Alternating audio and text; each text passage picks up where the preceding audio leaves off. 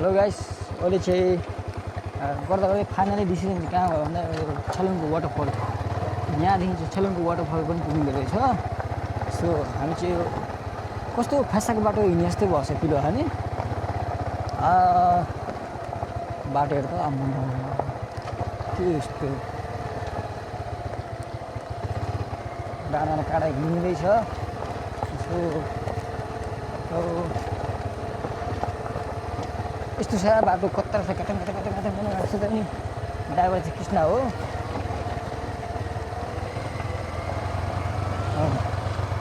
मलाई चाहिँ साइकल कुदाउन आउँछ तर मलाई त्यस्तो कहिले पनि धेरै कुदाएको पनि छैन र कुदाउनु चाहिँ आउँछ कुदाएको छैन मलाई कुदाउनु पनि लाग्दैन यस्तो बाटो साइकल खतरा हुन्छ अब यिनीहरू चाहिँ पहिलेदेखि कुदाइरहेको मान्छे म चाहिँ अब कहिलेकाहीँ मात्रै कुदाएको भन्दाखेरि खास पारा हुँदैन त्यही पनि ला चरो होइन कि नजिकै म त पुरो पनि गएको रहेछ नि पुरो पनि जाँदो रहेछ नि थाहा छैन हामी त यस्तो बाटो हिँड्नेछ कहाँ हिँड्दैछ हिँड्ने थाहा छैन बस पानी चाहिँ नपर्दैन त्यो भनेर होइन पानी भन्नु त फ्याङ्का बोकेर लग्नु हुन्छ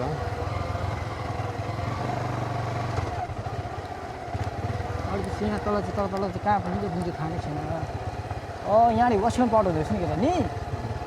वासरुम बाटो हुँदो रहेछ यता के भएन वासरुम पुगेको छैन बेकातिर 7 भित्र उहाँदेखि निस्क्यो भने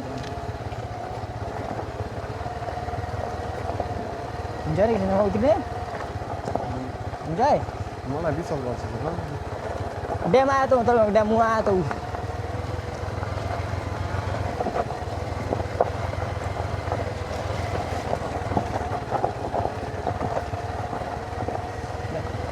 मलाई कुदाउँदै गएर कति खालको अगाडि के हो सातो जान्छ के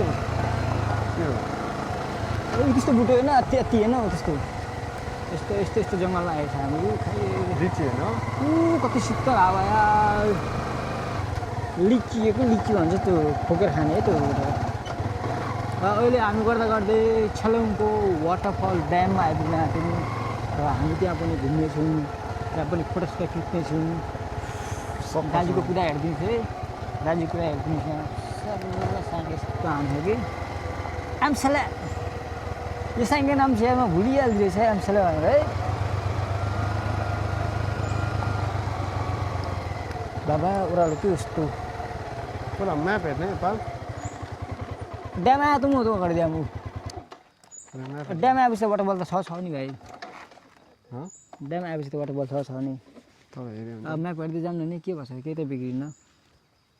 यो त सुनसान जङ्गल यस्तो सुनसान छ कि सिर्फ चराचुरुङ्गीको आवाज अनि हाम्रो साइकलको आवाज अनि हामी दुईजनाको आवाज मात्रै छ यहाँ काटियाको बाटो रहेछ नि काटियाको बाटो यहाँ सिधै गयो परेन यहाँ मादेखि अघि हामी झर्दा आएको यहाँदेखि अघि नै त पहिरो गएको थियो है उता कोइरहनु नि काटिया बाटो निस्किँदैछ त्यही जाने फेरि पुऱ्याउनु त यहाँ मादेखि अघि नै हामी त यहाँ हेर्दा त बाटो एकदम ओह्रालो एकदम खाए जस्तो रहेछ ढाडा बिजोख बाटो होइन यहाँ माथि होला काटिया बाटो उता मादेखि सो अहिले हामी फेरि सन्चो भनेपछि बाटो चाहिँ अलिक अप्ठ्यारो नै छ सो अप्ठ्यारो भन्दा पनि बहुतै अप्ठ्यारै लाग्यो सो दाजुसँग घुमाउँदै हो सो एकछिनमा देखाउँछु ल अब हामी अर्को बाटो काटी बाटोमा निस्केपछि देखाउँछु ल हामी त्यस्तो अफरोडिङ बाटोमा झरिरहेको छौँ यस्तो राम्रो पाहाडीको बाटोमा पाहाडी भन्दा पनि अफरोडिङ चाहिँ बहुत रहेछ तर माथि बाटो राम्रो रहेछ कृष्ण लेडिस ओ क्या राम्रो यार डाँडो काँडाहरू त कृष्ण यार कस्तो डाँडामा यस्तो डाँडामा आएछ कि कृष्ण भएको छैन है हुन्छ होइन अब उता काटिया बाटो छ नि त्यहाँ हामी फर्किँदाखेरि हामी काटिया बाटो गयो हुन्छ नि बस धीरे से या झन् मान्छे मोमोमा यस्तो अफरोडिङ बाटोसँग कुदा पास भएको छ र ओ माई गड कृष्ण झर्ने मजाने सो गाइस अहिले चाहिँ एकदम ओह्रालो रहेछ म यो बाटो चाहिँ तर म चाहिँ उत्रेँ यो बाटो राजा उहाँ तल झुडा राखेर आएन अनि त्यो साइकल यसो पछाडि थिएन न चिप्रिँदा सुत्तै चिप्रिन्छ क्या अन्त आज पछाडि थिएन रहेछ आज त्यो डन्ट साँढे डन्ट ओ यस्तो साँच्चै कहाँको फेसन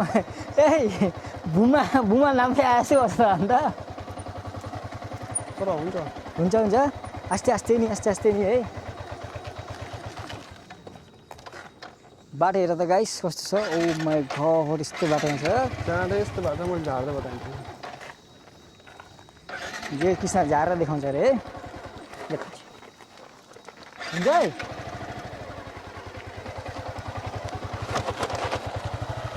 म ठेनी हाल्छु पछाडि ठेनी हाल्नु पऱ्यो नि